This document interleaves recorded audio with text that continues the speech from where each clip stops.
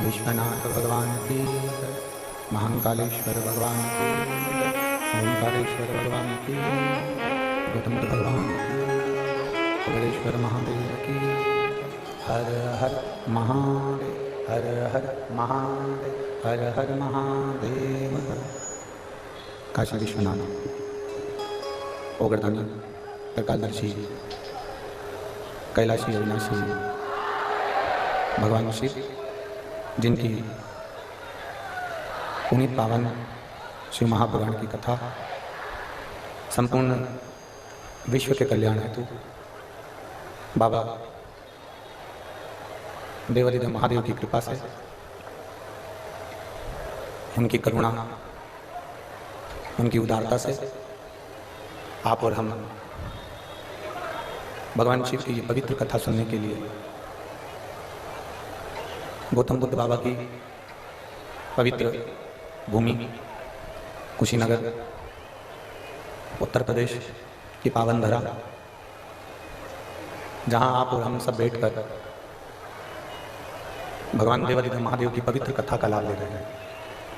कथा के मुख्य यजमान श्रीमती पूनम पांडे जी, श्री ओम प्रकाश पांडे जी एवं संपूर्ण कुशीनगर के रहवासी, आप सब एक बार जोरदार ताली बजाकर यजमान परिवार के लिए बहुत बहुत साधुवाद,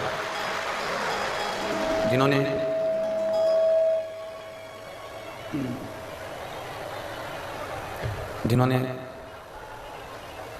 इस पवित्र शिव महापुराण की कथा का आयोजन करवाकर आप और हमको धन्य किया।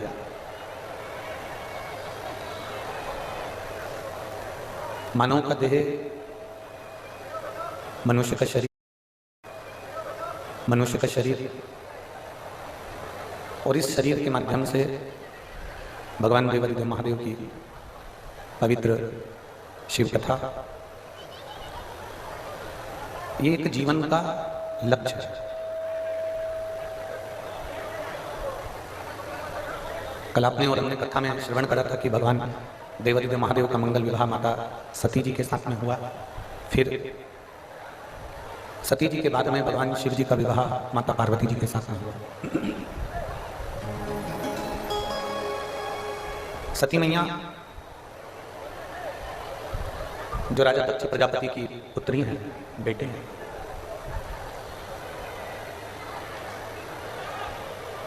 दक्ष प्रजापति की जो पुत्री हैं, बेटी हैं,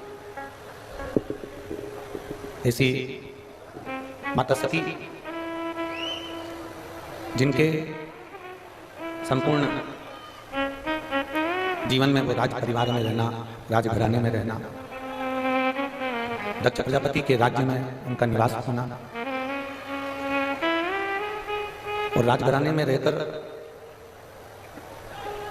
वो रही जरूर है राज परिवार में, राजघराने में,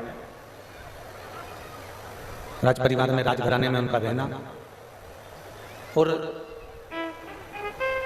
परिवार में रही, राज परिवार में उनका रहना हुआ, पर किसी सतगुरु की शरणागति उनको प्राप्त नहीं।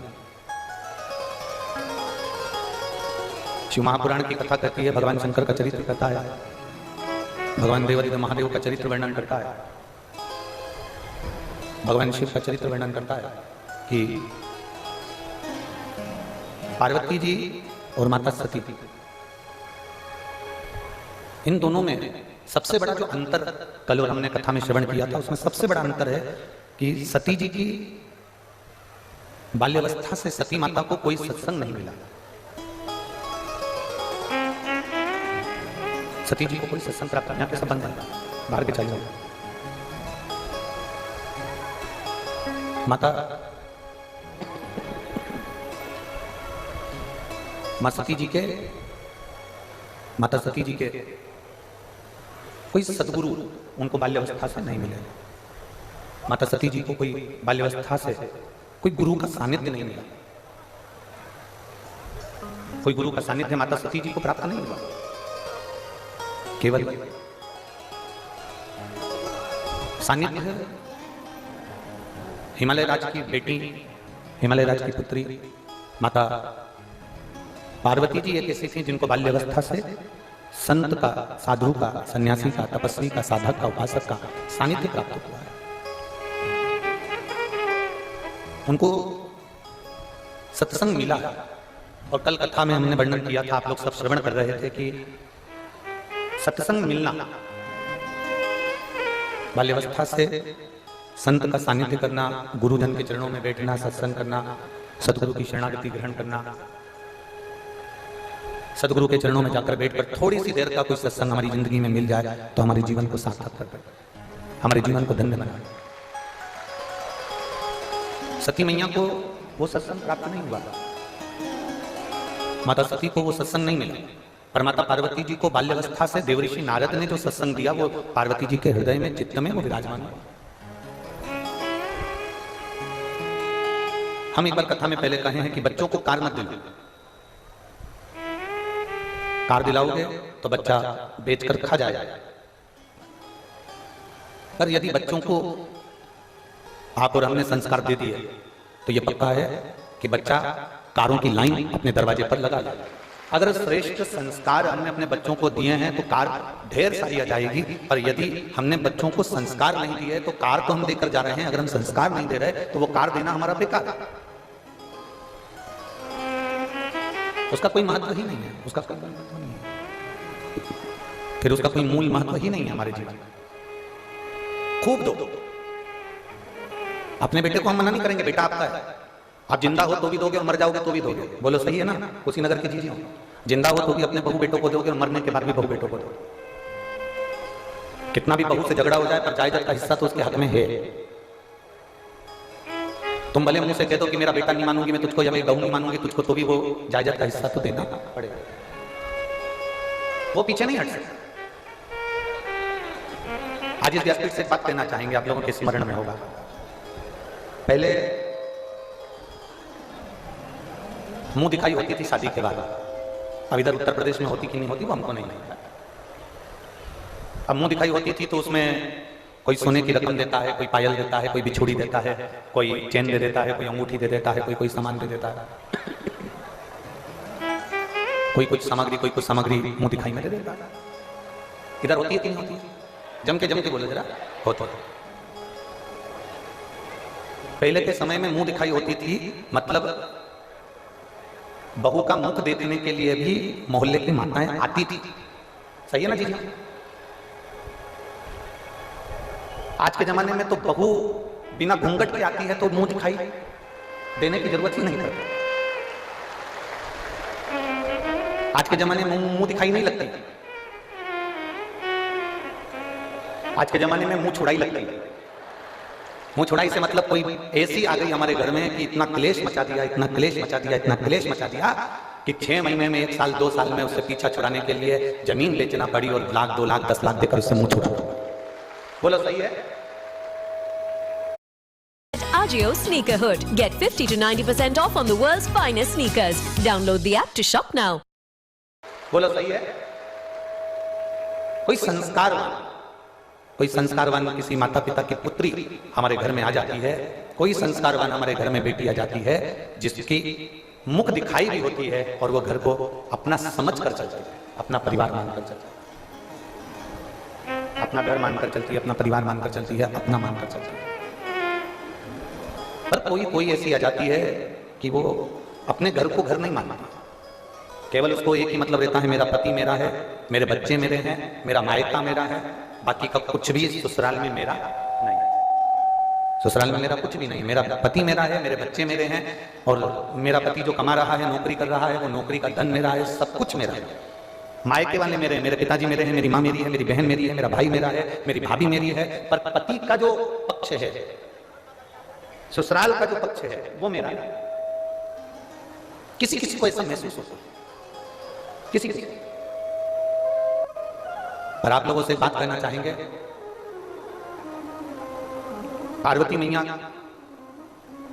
जब विवाह कर कर वापिस आई हैं, विवाह कर कर जब पार्वती मैया कैलाश धाम पर पहुंची हैं, भगवान शंकर के साथ में कैलाश के धाम पर माता पार्वती जी जब पहुंची हैं, कैलाश धाम पर जब माता पार्वती जी पहुंची, सारे देवी देवता सब कैलाश पर ही हैं, सारे देवी देवता कैलाश पर्वत पर विराजमान।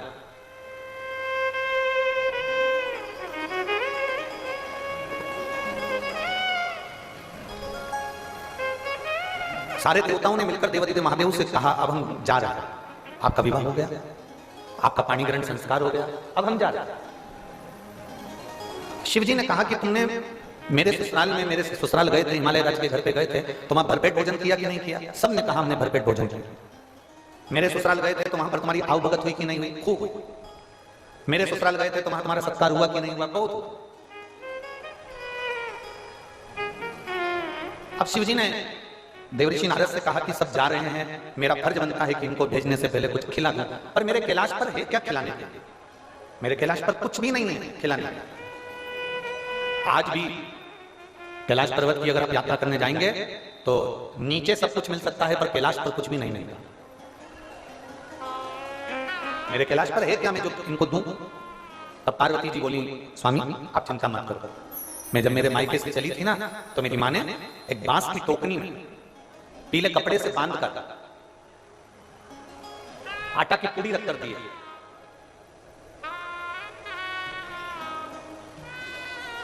जितने गंगा तट के निवासी होते हैं, जितने सरयू तट के निवासी होते हैं, जितने नर्मदा तट के निवासी होते हैं, जितने गोमती तट के, गोदावरी तट के, जितने यमुना तट के निवासी होते हैं, जितने सरस्वती तट के निवासी होते हैं, जितने गंगा के घाट के निवासी हैं, जितने गंगा के किनारे के निवासी हैं, और जितने सरयू, मंदाकिनी, नर्मदा, कावेरी, गोदावरी, कृष्णा, इसके तट के जो निवासी होते हैं, ये सब शंकर जी की बनाई हुई परंपरा से चलते हैं।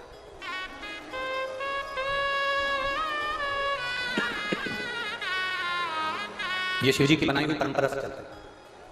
जो शंकर जी का नियम था, हिमालय राज पार्वती जी की जब विदाई करे तब माता मैनावती ने उनको एक बांस की डलिया के अंदर पूड़ी रखकर, और अब उस समय पर देवता कितने बड़े होते थे, बहुत बड़े बड़े, जिनको देवता कहते हैं, देव कहते हैं, तो इतनी सी पूड़ी नहीं बनाई थी।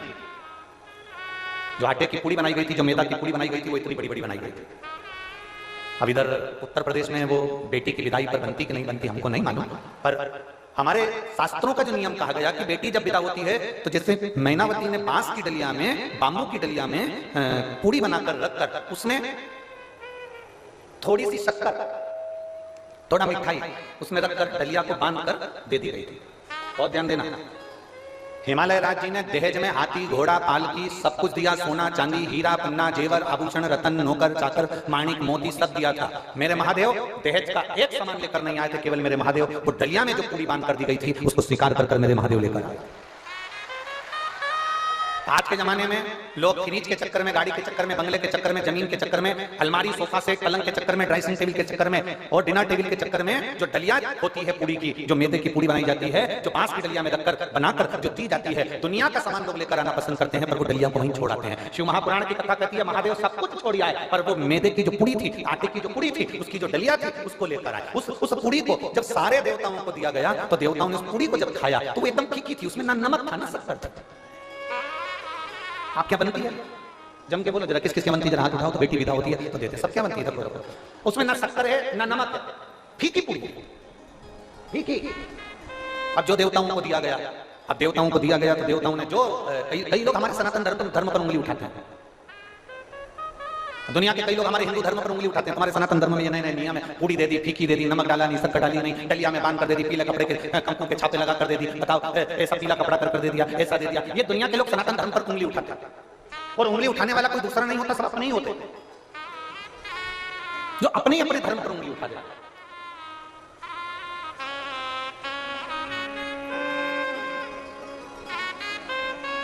कहने वाला कहते रहेंगे, सनातन धर्म पर कोई दूसरा आक्षेप करने वाला, उंगली उठाने वाला नहीं होता, अपने ही उठाता। कोई तुमसे कहेगा श्री शिवाय नमस्तुभ्यं मत बोलो, क्यों भैया? तो कहे हो सकता है पाप लग जाए। क्यों भैया? गाली देने में पाप नहीं लगता, मंत्र बोलने में पाप लग जाता है। फिर कोई महाराज आएगा कह देगा शंकर जी पे चढ़ा हुआ जल मत पियो, क्यों भैया? पाप लग जाएगा। दारू पीने में पाप नहीं लगता, शिव जी पे चढ़े हुए जल पीने में पाप लग जाता है। फिर कोई आएगा बेलपत्र चढ़ी हुई मत खाओ, क्यों? पाप लग जाएगा। हम कहते हैं मटन मच्छी खाने में पाप नहीं लगता, बेलपत्र खाने में पाप लग जाता है। कोई दूसरा आक्षेप करने वाला नहीं मिलेगा, दूसरे नहीं मिलेंगे, अपने मिलेंगे जो अपने धर्म को नीचे दिखाने का प्रयास करेंगे, अपने ही मिलेंगे जो अपने धर्म को नीचे की ओर ले जाने का प्रयास करेंगे, कोई दूसरा नहीं। हमारे यहाँ मैदे की पूरी बनकर आई है, और जो शिव ने बना दिया नियम वो आज तक चले आ रहा है, आज तक। और ये मैदे की पूरी का या आटे की पूरी का ये डलिया देने का ये नियम आज का नहीं है, ये हमारे यहाँ पुराने समय का, बहुत पुराने समय का। कहाँ? तो कहते हैं कि सत्ययुग के समय का है, जब माता पार्वती और शिव जी का विवाह हुआ था, उस समय पर डलिया दी गई थी, जो आज तक दी जाती है, आज तक दी जाती है। अब वो पूरी कैसी है? जम के बोलो जरा। फीकी। देवताओं ने जो पूरी खाई तो सबने तुरंत खबर करी भगवान भोलेनाथ जी के पास में, ये पूरी तो फीकी है, फीकी।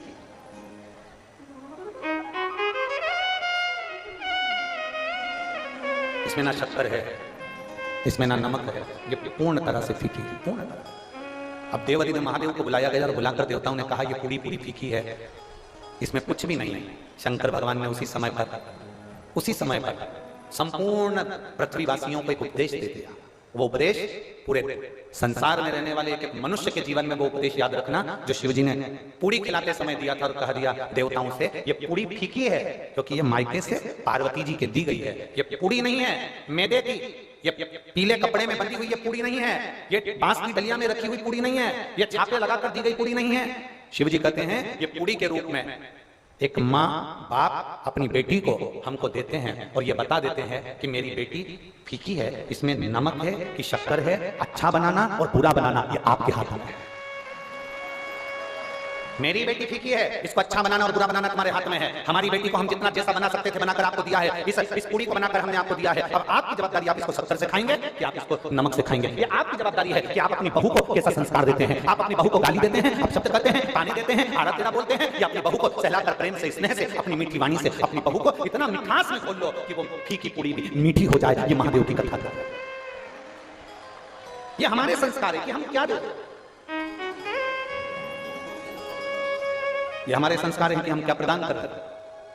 पहले के समय में मुंह दिखाई होती थी तो रकम दी जाती थी, आज के जमाने में मुंह छुड़ाई होती है कि इतना अपशब्द कह जाती हैं बेटियां, इतना अपशब्द बोल जाती हैं बहुएं कि आखिरी में सास ससुर कह देते हैं भले 1-2 एकड़ जमीन बिक जाए, 2 बीघा जमीन चली जाए, और इसको जाने दो, इसको अपने घर जाने दो, हम नहीं रह सकते इसके साथ, पीछा छुड़ा देते हैं लोग। मुंह दिखाई का, मुंह छुड़ाई का काम करते हैं, 1 लाख 2 लाख 5 लाख लो और पीछा छुड़ा दो, तो जाओ हमें नहीं रखना। ये बड़ा विचित्र समय आ गया, इस विचित्र समय को हमें साधना,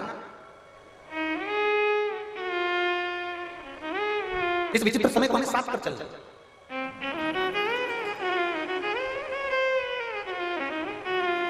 और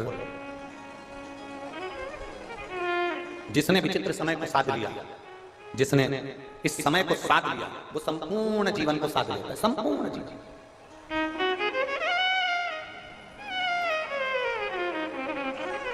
शादी के 4 साल, कितने वर्ष? जम के बोलो जरा, जम के। शादी के 4 वर्ष अपनी बेटी को, अपने बेटे को सिखाकर भेजना। शादी के 4 वर्ष सबसे कठिनता के वर्ष होते हैं। ये 4 वर्ष शादी के, इसमें बचपन, जवानी, अधेड़ी और बुढ़ापा सब कुछ समझ में आ जाता है शादी के 4 साल। क्यों? अपने घर को छोड़कर तुम दूसरे घर में जाती हो, वहां के घर में तुम सेटल होना, उसमें एडजस्ट होना बड़ा कठिन है। मेरी जीजियों, जिसके पांव की हड्डी टूट जाती है ना, बोलो किसी किसी के पांव की हड्डी टूटी होगी तो उस हड्डी की जगह पर उसमें एक लोहे की स्टील की राड लगा दी जाती है। बोलो सही है कि गलत है? हड्डी की जगह पर एक दूसरी स्टील की लोहे की राड लगा दी जाती है, कापर की राड लगा दी जाती है। शरीर वही है, पर वो हड्डी की जगह पर दूसरी कोई हड्डी आकर वो दूसरी स्टील की राड जो लगाई गई है, स्टील की जो डंडी लगाई गई है, उसको एडजस्ट होने में, उसको रमने में डॉक्टर भी कहते हैं 4-6 महीने लगेंगे। उसको सही एडजस्ट होने में 4 महीना लग जाता है। दांत लगवाओ तो उसको एडजस्ट होने में, जम के बोलो जरा, 4 महीना लग जाता है। तुम कुछ भी लो, उसको एडजस्ट होने में 4 महीना लग जाता है, कोई 4 महीने लग जाते हैं। पर एक जीवन का एक लक्ष्य अपने अंदर उतार कर रखना शिव महापुराण का, कि तुम्हारी शादी हो, बेटी की शादी हो, बेटे की शादी हो, उसको कहना आपस में समझने में, परिवार में रमने में, परिवार में जुड़ने में हर बेटी को कम से कम 4 साल लगते ही हैं। उसको 4 साल लगेंगे। अब उसमें उसको सुनना भी पड़ेगा, उसमें उसको साधना पड़ेगा, उसमें उसको सबको एडजस्ट कर चलना पड़ेगा। जो 4 साल अच्छे से साथ कर चल लेती है, जो 4 साल अच्छे से अपने जीवन को निकाल लेती है, फिर उसका बुढ़ापा नहीं बिगड़ता, उसका बुढ़ापा सुखमय हो जाता है, आनंदमय हो जाता है। 4 वर्ष थोड़ा साधना पड़ेगा। जो शुरू के 4 साल साथ लिया उसकी जिंदगी सद गई, और जो 4 साल नहीं साथ पाया उसकी जीवन बेकार। पर आज के जमाने में तुम्हारा जी, हमें तो तुरंत निर्णय चाहिए। बस लड़ाई हुई, मायके गई, नोटिस पहुंचा दिया, तलाक। अब पूछो क्यों तलाक ले रहे हो? तलाक क्यों ले रहे हो? तो कहा हमारी सास बेकार है। तलाक क्यों ले रहे हो? हमारा ससुर बेकार है। तलाक क्यों ले रहे हो? हमारी जेठानी, देवर, ननद सब बेकार है। तलाक क्यों ले रहे हो? हमारा पति बेकार है। मतलब इतने खानदान में ये 5 उंगली में कोई उंगली तो काम की होगी। 5 सदस्य घर में रह रहे हैं, उसमें से कोई तो अच्छा होगा। नहीं, मेरा पति बेकार, सास बेकार, ससुर बेकार, देवर बेकार, जेठ बेकार, और मेरी जेठानी बेकार, मेरी ननद बेकार, सब बेकार दिख रहे हैं, तो समझ लेना तुम्हारा चश्मा गड़बड़ है। काले कलर का चश्मा लगाकर तुम सोच रही हो सब पीले दिख जाए। बोलो री कुशीनगर की जीजी हो, काले कलर का चश्मा लगाकर तुम सोच रही हो सब पीले दिख जाएं, काले कलर का चश्मा लगाकर तुम कह रही हो सब नीले दिख जाएं, काले कलर का चश्मा लगाकर तुम कहती हो हरे दिख जाएं, काले कलर का चश्मा लगाकर तुम कहती हो सब साफ दिख जाएं, सीधे दिख जाएं, सफेद दिख जाएं। नहीं हो सकता। अपना चश्मा चेंज करिए, मतलब गड़बड़ी अपने अंदर। बुरा जो देखने में चला बुरा ना मिलिया कोई, इसलिए अपने को साधना पड़ेगा। हमें ये भी बुरा लग रहा है, वो भी बुरा लग रहा है, वो भी बुरा लग रहा है, सारा संसार का आदमी बुरा लग रहा है, घर में रहने वाला बच्चा बुरा लग रहा है, जेठानी के बच्चे बुरे लग रहा है, देवरानी के बच्चे बुरे लग रहे हैं, ननन के बच्चे बुरे लग रहे हैं, तुम्हारे कमरे में आकर बैठ गया तो तुम धक्का के भगा दो, तो समझ लेना कि चश्मा हमारा गड़बड़ है, हमें चेंज करना पड़ेगा। चश्मे को नहीं, अपने दिल को, अपने मन को हमें चेंज करना पड़ेगा, तब हमको सब अच्छा नजर आना प्रारंभ होगा। कोई दूसरा नहीं, हमें अपने आप को बदलना पड़ेगा। और मत बुरे कर्म कर बंदे वरना पछताएगा, भगवान की आंखों से तू बच नहीं पाएगा, तू बच नहीं पाएगा।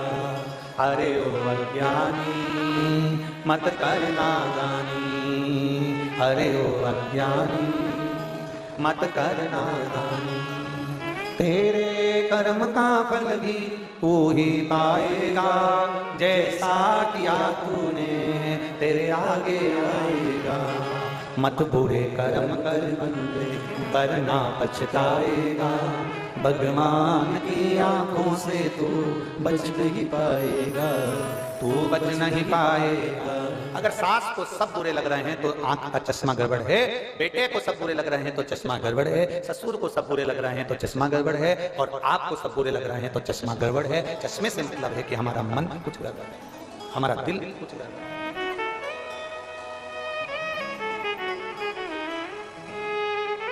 मुंह दिखाई होती थी, मुंह छुड़ाई नहीं, मुंह दिखाई होती थी, पीछा छुड़ाई नहीं, पीछा नहीं छुड़ाया, मुख दिखाया।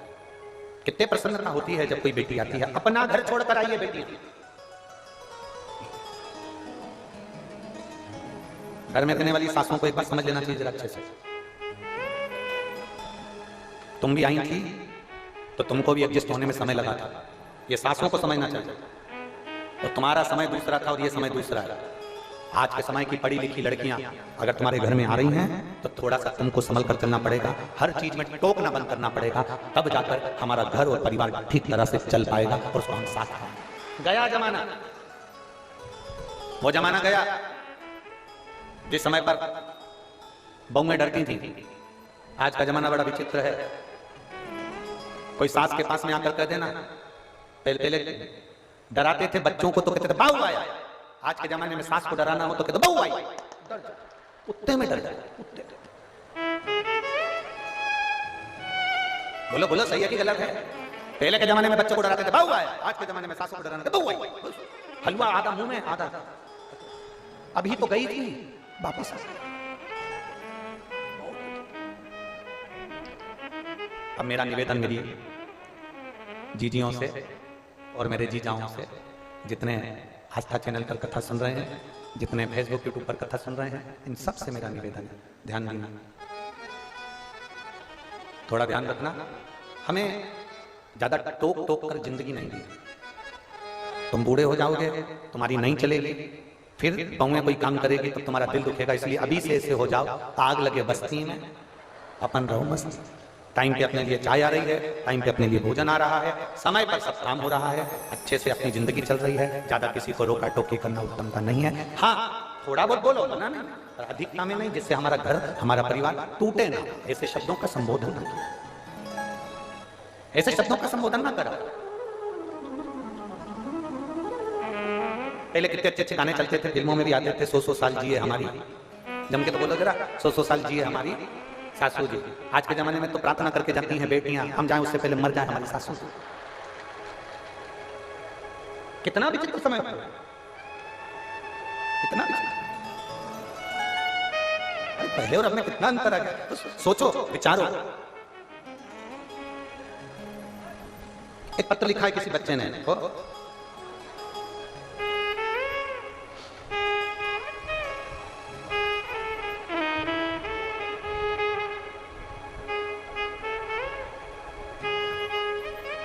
इसको और लिखने के लिए कागज नहीं मिला, टिश्यू पेपर पे लिख के भेजा। प्रणाम गुरुजी, मेरा नाम सूरज गौर, मैं लखीमपुर का रहने वाला हूं। मेरा एक प्रश्न है आपसे। भगवान शंकर मंदिर में, शिवालय में ही रहते हैं, बाहर क्यों नहीं निकलते? पकड़ ला, कुशीनगर घुमा दे, उसमें क्या टेंशन? ये कोई प्रश्न है? कहां बैठा है सूरज? चांद को भी पकड़ ला मेरे बेटा। प्रणाम गुरुजी, मेरा नाम सूरज गौर, मैं लखीमपुर का रहने वाला हूं। मेरा प्रश्न है कि भगवान शंकर मंदिर में, शिवालय में ही रहते हैं, बाहर क्यों नहीं आते? प्रणाम गुरुजी। अब ऐसा भयंकर प्रश्न करके प्रणाम करे तो क्या करें?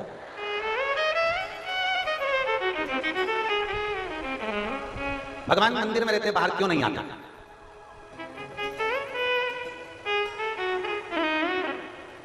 जब तक भगवान मंदिर के अंदर हैं, तुम बाहर हो, अपने आप को भाग्यशाली समझना सूरज गौर, अपने आप को भाग्यशाली समझना कि भगवान मंदिर में है और तुम बाहर हो। जिस दिन भगवान बाहर आ गए ना, कि तुम जो मोबाइल पे झूठ बोलते हो ना, वहीं ये सब धर के देगा ना, छठी का दूध याद दिला देगा। जरा सा किसी के साथ बेईमानी करोगे ना, वहीं चट्टे से देगा ना, 2 मिनट बेईमानी नहीं कर पाओगे। जरा सा कहीं गलत खा पी लिया, वहीं दोचा ना, कुछ गलत नहीं कर पाओगे। इसलिए उनको मंदिर में रहने दे, बाहर मत आने दे, नहीं तो तुम ही पड़ जाएगा। बोलो री जीजिए, सही बात है कि गलत है? वो मंदिर के अंदर है इसलिए तुम बाहर झूठ बोल लेते हो, वो मंदिर के अंदर है इसलिए तुम बाहर पाप कर लेते हो, वो मंदिर के अंदर है इसलिए तुम बाहर छल कर लेते हो, वो मंदिर के अंदर है इसलिए तुम बाहर कपट कर लेते हो, वो मंदिर के अंदर है इसलिए तुम बाहर बेईमानी कर लेते हो, वो मंदिर के अंदर है इसलिए तुम चोरी भी कर लेते हो। अगर वो मंदिर से बाहर निकल गया तो तुम्हारी जिंदगी सही नहीं, वो दोच जैसे बच्चा जब तक अकेला पढ़ता है, एकदम फुल एंजॉय के साथ पढ़ता है, पढ़ गया, सो गया, खाता पीता पढ़ रहा है, और मम्मी के सामने पढ़ के बता, मम्मी तो रख के बोल फिर मारा, बच्चा स्वतंत्र है, तब तक वो अच्छे से घूम रहा है, पढ़ रहा है, खा रहा है, पी रहा है, पढ़ते पढ़ते सब एंजॉय कर रहा है। पर मम्मी के सामने, पापा के सामने बैठ गया पढ़ने के लिए, फिर मम्मी पापा के सामने कोई हरकत करेगा क्या? जम के बोलो कुशीनगर की दीजिए, करेगा? मम्मी पापा के सामने बच्चा कोई हरकत नहीं कर सकता, अकेला रहेगा तो हरकत कर सकता है। उसी तरह शंकर हमारे माँ बाप हैं, अगर वो बाहर आ गए तो हम कोई हरकत नहीं कर सकते। आप किस्मत वाले हो जो भगवान मंदिर के अंदर है, समझ लेना। अगर मंदिर से बाहर आ गया तो हो गया कल्याण तुम्हारा।